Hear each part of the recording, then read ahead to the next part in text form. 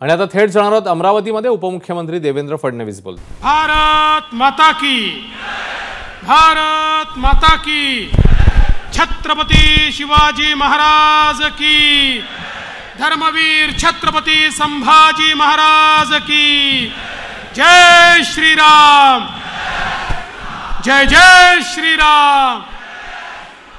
हिंदवी स्वराज्याचे सरसंस्थापक छत्रपती शिवरायांना मानाचा मुजरा करतो. भारतीय राज्यघटनेचे शिल्पकार भारतरत्न डॉक्टर बाबासाहेब आंबेडकर यांना मानवंदना अर्पित करतो. त्याचप्रमाणे या अमरावती जिल्ह्यामध्ये आल्यानंतर राष्ट्रसंत तुकडोजी महाराज, राष्ट्रसंत गाडगे बाबा, त्याचप्रमाणे संत गजानन महाराज, संत गुलाबराव महाराज या सर्वांना कोटी कोटी अभिवादन करतो. अखंडेश्वर महादेवाच्या चरणी नमन करतो. आणि आजच्या या आपल्या जाहीर सभेमध्ये ज्यांना मतदान करण्याकरता आपण सगळे एकत्रित आलो आहोत, असे आपल्या लोकप्रिय उमेदवार श्रीमती नवनीतताई राणा, आपले अध्यक्ष अनिल बोंडेजी, प्रकाश भाऊ भारसाकळेजी, प्रवीण भाऊ पोटेजी, आपले रवी भाऊ राणाजी, निवेदिताताई चौधरी, जगदीश भाऊ गुप्ता, रमेशजी बुंदिले, त्याचप्रमाणे सिद्धार्थजी वानखेडे, पद्माताई भडांगे, बाळासाहेब वानखेडे, आमचे जगदीश भाऊ गुप्ता, अमोलजी कोल्हे, श्रीरामजी मेहर, गोपालजी, कमलकांतजी लाडोरे, साबूलालजी दहीकर, अजयजी देशमुख, विलासजी कविटकर, मदनरावजी, त्याचप्रमाणे ज्योतिताई सोलंके, आमच्या नलिनीताई भारसाकळे वहिनी, रवींद्रजी ढोकणे, विपिनजी गुडदे पाटील, किरणजी श्रीराव, ललितजी समदुरकर, मनोजजी तायडे, नितीनजी उमाळे, रेशमाताई उमाळे, विवेकजी गुल्हाने, नितीनजी गुडदे पाटील, अन्सार अलीजी, डॉक्टर शिवप्रसादजी, योगिताताई कोलटक्के, या ठिकाणी मंचावरील सर्व मान्यवर आणि उपस्थित सर्व माता भगिनी आणि बंधूंनो, 26 तारखेला देशाच्या लोकसभेची निवडणूक आहे. मी सर्वांना सांगतो, ही ग्रामपंचायतची निवडणूक नाही, ही जिल्हा परिषदेची नगरपंचायतीची निवडणूक नाही, ही विधानसभेची देखील निवडणूक नाही.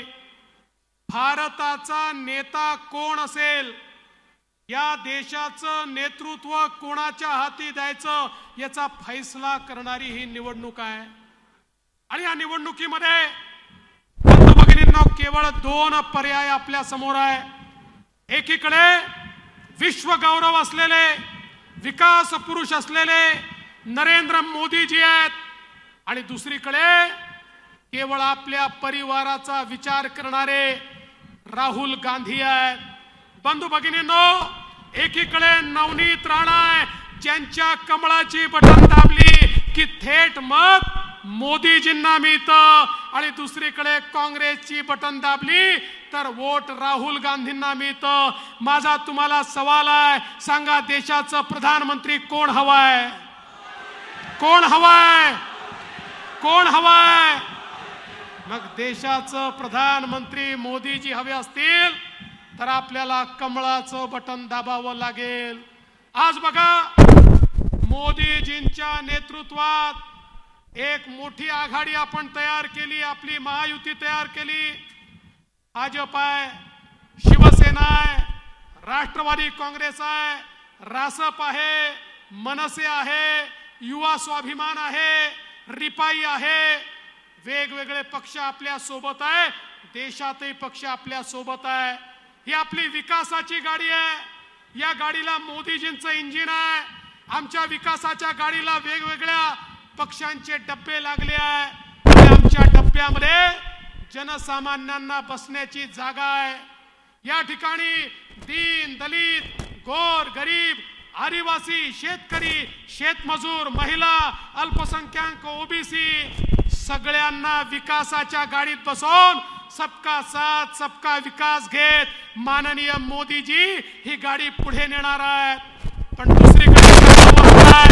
दुसरीकडे राहुल गांधींच्या गाडीला ते म्हणतात मी इंजिन आहे, ते तर म्हणतात मी इंजिन आहे, पण इतर कोणी त्यांना इंजिन म्हणायला तयार नाही. शरद पवार म्हणतात मी इंजिन आहे, उद्धव ठाकरे म्हणतात मी इंजिन आहे, लालू प्रसाद यादव म्हणतात मी इंजिन आहे, ममता बॅनर्जी म्हणतात मी इंजिन आहे, स्टॅलिन म्हणतात मी इंजिन आहे। यांच्या गाडीला डब्बेच नाही आहे आणि मला सांगा इंजिन मध्ये बसायला कोणाला जागा असते का? इंजिन मध्ये फक्त ड्रायव्हर आणि त्याचा परिवार बसू शकतो।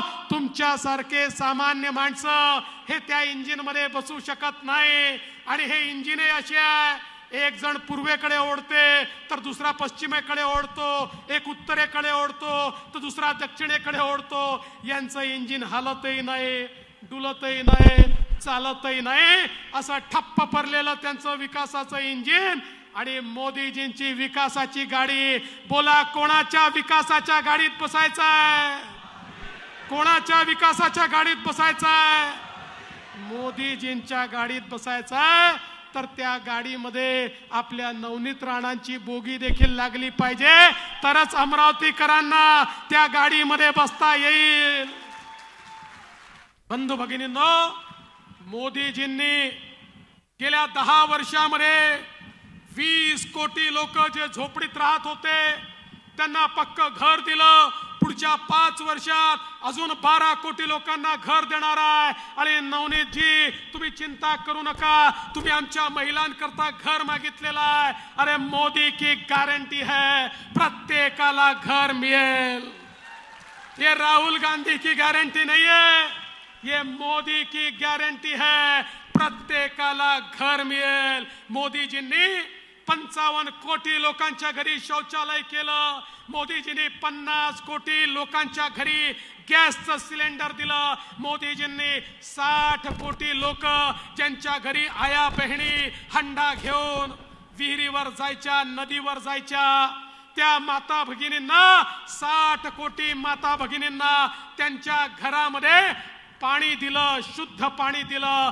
80 कोटी लोकांना 2020 सालापासून मोदीजींनी मोफत रेशन दिलं। आणि मोदीजींनी सांगितलं पुढचे 5 वर्ष या 80 कोटी लोकांना पुन्हा मोफत रेशन दिलं जाईल, 1 पैसा कोणाकडनं घेतला जाणार नाही। मोदीजींनी आमच्या माता भगिनी या ठिकाणी आहेत, 85 लाख बचत गट तयार केले आणि 8 लाख कोटी रुपये हे बचत गटाच्या माध्यमातून आमच्या माता भगिनींकरता दिले। आणि आता तर मोदीजींनी सांगितलं बचत गटाच्या महिला जे काही तयार करतील त्याच्याकरता एअरपोर्टवर जागा राखीव, त्याच्याकरता रेल्वे स्टेशनवर दुकानं राखीव, त्याच्याकरता बस स्टँडवर दुकानं राखीव, सगळ्या सरकारी ठिकाणी आमच्या महिलांना त्यांच्या वस्तू, बचत गटाच्या वस्तू विकण्याकरता त्या ठिकाणी जागा मिळणार आहे। कारण मोदीजी म्हणतात एक पुरुष जर पायावर उभा राहिला तर केवळ पुरुष पायावर उभा राहतो आणि महिला जर पायावर उभ्या राहिल्या तर संपूर्ण परिवार पायावर उभा राहतो। आणि म्हणून मोदीजींनी सांगितलं देशाला पुढे न्यायचं असेल तर माता भगिनींना सक्षम करावं लागेल।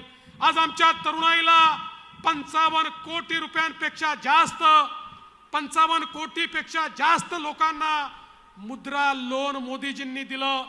10 लाखाचं लोन, कुठलंही तारण नाही, कोणी गॅरंटर नाही, 55 कोटी लोक आपल्या पायावर उभे राहिले। आणि नवनीत ताई तुम्हाला सांगू इच्छितो या 55 कोटी मध्ये 31 कोटी महिला आहेत की ज्या आपल्या पायावर या ठिकाणी उभ्या राहिल्या आहेत। बंधू भगिनींनो, मोदीजींना या देशातल्या महिलांना अधिकार द्यायचा आहे। आणि म्हणूनच मोदीजींनी सांगितलं आता तर आमच्या नवनीत ताई, आमच्या या ठिकाणी वहिनी भारसाकळे वहिनी आणि फार कमी महिला या ठिकाणी आमच्या आहेत निवेदिता ताई सहित, पण असं चालणार नाही। मोदीजींनी सांगितलंय प्रवीण भाऊ 2026 नंतर अर्धा मंच खाली करावा लागणार आहे, अर्ध्या मंचावर महिला बसवाव्या लागणार आहेत। कारण मोदीजींनी सांगितलं आता विधानसभेत 33% आमदार महिला असतील आणि लोकसभेमध्ये 33% महिला खासदार असतील। त्यामुळे महिलांना अधिकारिता देण्याचं काम हे मोदीजींनी केलं आहे। बंधू भगिनींनो, आज आमच्या शेतकऱ्यांकरता किसान सन्मान निधी मोदीजींनी सुरू केला। मोदीजींनी शेतकऱ्यांना 6,000 रुपये दिले, तर शिंदेजींच्या नेतृत्वात महाराष्ट्रातल्या सरकारने देखील 6,000 रुपये आमच्या या ठिकाणी शेतकऱ्यांकरता दिले. एवढंच नाही तर या वर्षी आमचा सोयाबीनचा शेतकरी, कापसाचा शेतकरी अडचणीत आला तर राज्याच्या सरकारने 4,000 कोटी रुपये आमच्या शेतकऱ्यांकरता राखून ठेवले आहेत. निवडणूक संपल्यानंतर शेतकऱ्यांच्या खात्यामध्ये हे पैसे थेट त्या ठिकाणी दिले जाणार आहेत. बंधू भगिनींनो, शेत रस्त्यांचा विषय तुम्ही या ठिकाणी मांडला. मला सांगताना आनंद वाटतो, मला राज्याचा अर्थमंत्री म्हणून काम करण्याची संधी मिळाली तर माझ्या बजेटमध्ये मी नवीन योजना आणली आणि या योजनेमध्ये सर्व शेत रस्त्यांकरता निधी दिला. दुर्दैवाने इथे आता आपले आमदार नाहीत. जे आमदार आहेत ते काँग्रेसचे या ठिकाणी उमेदवार आहेत. त्यांनी काय केलं मला माहिती नाही. ते कधी विधानसभेत दिसलेही नाही, विधानसभेत तोंडही उघडलं नाही, कुठली मागणी त्यांनी केली नाही. पण मी त्यांच्यावर टीका करणार नाही. आमचे बुंदिले साहेब होते त्या काळामध्ये आणि प्रकाश भाऊंच्या नेतृत्वामध्ये या भागामध्ये जितका निधी आपण दिलेला आहे, आपण पाहू शकता या भागात दिलेला सगळा निधी हा भारतीय जनता पार्टी, शिवसेना, महायुतीच्या माध्यमातून या ठिकाणी आलेला निधी आहे. पण बंधू भगिनींनो, आज खऱ्या अर्थानं काय अवस्था आहे, कोणीही येतं आणि आमच्या या बहिणीचा अपमान करून त्या ठिकाणी जातं. कुठले शब्द यांचे आहेत, कशा प्रकारची यांची नीती आहे, कशा प्रकारची यांची नियत आहे. अरे महिलांच्या संदर्भात बोलतात. काल परवा आमचे पवार साहेब म्हणाले की राम मंदिरावर महिला नाराज आहे कारण तिथे सीतेची मूर्ती नाही आहे. पवार साहेब, कदाचित आपल्याला माहिती नसेल, ते रामललाचं मंदिर आहे. रामलला म्हणजे बालराम. बालरामाच्या बाजूला सीतामाई कशी येऊ शकते, साधी एवढी गोष्ट तुम्हाला माहिती नाही. पण ते जाऊ द्या. मी पवार साहेब तुम्हाला विचारतो, अरे तुम्ही सरकारचे प्रमुख होतात, उद्धव ठाकरे सरकारमध्ये होते, त्या ठिकाणी काँग्रेस पार्टी सरकारमध्ये होती. काय दोष होता नवनीत राणांचा? त्यांनी एवढंच म्हटलं की या भारतामध्ये, या महाराष्ट्रामध्ये, या मुंबईमध्ये मला रामाचे भक्त हनुमान यांची हनुमान चालीसा म्हणायची आहे. अरे हनुमान चालीसा म्हणायची आहे म्हटलं तर नवनीत राणा आणि रवी राणांना 12 दिवस जेलमध्ये ठेवण्याचं काम ज्या सरकारने केलं, ते आता आम्हाला सांगतात की त्या ठिकाणी राम मंदिरामध्ये सीता नाही म्हणून ते नाराज आहे. बंधू भगिनींनो, हे बेगडी लोक आहेत. हे असे लोक आहेत की ज्यांना खोटं बोल पण रेटून बोल.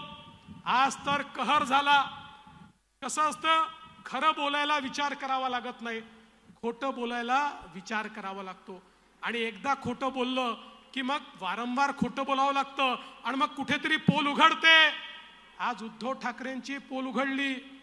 मला असं वाटतं आमचे जुने मित्र उद्धव ठाकरेजी हे थोडे भ्रमिष्ट झाले आहेत. आज ते असं म्हणाले की देवेंद्र फडणवीसांनी मला सांगितलं होतं की आदित्य ठाकरेला मी मुख्यमंत्री करेन आणि मी दिल्लीमध्ये जाईन. त्यांना वेळ लागला असेल, मला तर लागलेलं नाही ना, मला तर लागलेलं. पण माझा सवाल आहे, कालपर्यंत यांना भ्रम होत होता की अमितभाई शहांनी त्यांना कुठल्या तरी खोलीमध्ये नेऊन त्या ठिकाणी सांगितलं की तुम्हाला मुख्यमंत्री करतो. हा कालपर्यंतचा भ्रम होता. आता आज त्यांचा भ्रम बदलला. आज ते म्हणतात देवेंद्रांनी सांगितलं होतं आदित्यला मुख्यमंत्री करतो. उद्धवजी पहिले हे ठरवा, अमितभाईंनी सांगितलं की देवेंद्रांनी सांगितलं? अमितभाईंनी सांगितलं तुम्हाला मुख्यमंत्री करतो की देवेंद्रांनी सांगितलं आदित्यला मुख्यमंत्री करतो? बंधू भगिनींनो, हे भ्रमिष्ट झालेले आहेत. आता यांना खुर्ची गेल्यानंतर काही समजत नाहीये आणि त्यामुळे एक खोटं लपवायला दुसरं खोटं बोलतात. आज हे सपशेल उघडे पडले आणि मी स्पष्टपणे या ठिकाणी सांगतो, हो मी त्यांना सांगितलं होतं की आदित्य ठाकरेला तुम्ही लढवा, कारण तुमचा पक्ष नंतर त्याला सांभाळायचा आहे, काहीतरी ट्रेनिंग त्याला मिळालं पाहिजे. पण त्या ठिकाणी मुख्यमंत्री तर सोडा, मंत्री बनवण्याचा देखील विचार नव्हता आणि त्यांनी जर त्याला मंत्री बनवलं नसतं तर त्यांच्या पक्षाची अशी हालत झाली नसती। पण यातनं एक गोष्ट निश्चित झाली, एक तर मी मुख्यमंत्री नाही तर माझा मुलगा मुख्यमंत्री, म्हणजे केवळ या ठिकाणी आपल्या परिवाराचाच विचार। आणि म्हणूनच ते कोणासोबत गेले? काँग्रेस सोबत आणि राष्ट्रवादी काँग्रेस सोबत, कारण काँग्रेसमध्ये सोनियाजींना राहुलजींचाच विचार, राष्ट्रवादीमध्ये पवार साहेबांना त्या ठिकाणी सुप्रियाताईचाच विचार आणि या ठिकाणी उद्धवजींना आदित्यचाच विचार। तुमचा विचार करणारं कोणी नाही, पण नरेंद्र मोदी असा व्यक्ती आहे, ना आगाय ना पीछा आहे, ना परिवार आहे ना घर आहे। 24 तास तुमचा विचार करतात, 24 तास आपल्या रक्ताचा कण अन कण, आपल्या जीवनाचा क्षण अन क्षण गरिबा करता खर्च करणारे माननीय नरेंद्र मोदी आमचे नेते आहेत। त्यामुळे या परिवारवादी पार्ट्या या कितीही एकत्रित आल्या तरी देखील नरेंद्र मोदींना पराजित करू शकत नाही। बंधू भगिनींनो, या ठिकाणी विकास करायचा असेल तर देशात मोदीजी आणि राज्यात महायुती। आपण पाहिलं मगाशी नवनीत राणांनी सांगितलं, 5 वर्ष आपलं सरकार होतं, कशा प्रकारे अमरावती आपण बदललं। आज या ठिकाणी नवनीत राणा असतील, आमचे प्रवीण पोटे पाटील असतील, आमचे बोंडे साहेब असतील, आमचे रविभाऊ राणा असतील, या सगळ्यांनी मेहनत केली। आज अमरावतीमध्ये एक टेक्सटाईल पार्क आम्ही मागच्या काळात केला, आता दुसरा टेक्सटाईल पार्क त्या ठिकाणी येतो आहे। पहिल्या पार्कमध्ये मोठ्या प्रमाणात रोजगार निर्मिती झाली, दुसऱ्या पार्कमध्ये त्याही पेक्षा जास्त रोजगार निर्मिती होते आहे आणि या ठिकाणी मोठ्या प्रमाणात रोजगाराची निर्मिती करत असताना एक आधुनिक शहर आपण बनवायचा प्रयत्न करतोय। आणि प्रकाश भाऊ, तुमचं स्वप्न आहे आणि इथल्या सगळ्यांचं स्वप्न आहे की आपली जी झुकझुक गाडी आहे नॅरो गेजची, ती ब्रॉड गेज मध्ये गेली पाहिजे। आपण काळजी करू नका, आता या ठिकाणी ती झुकझुक गाडी ही बुलेट गाडी झाली पाहिजे। असं जे आपलं स्वप्न आहे ते स्वप्न ही येत्या काळामध्ये पूर्ण झाल्याशिवाय राहणार नाही। पण त्याकरता आपल्या नवनीतताईंना पाठवावं लागेल।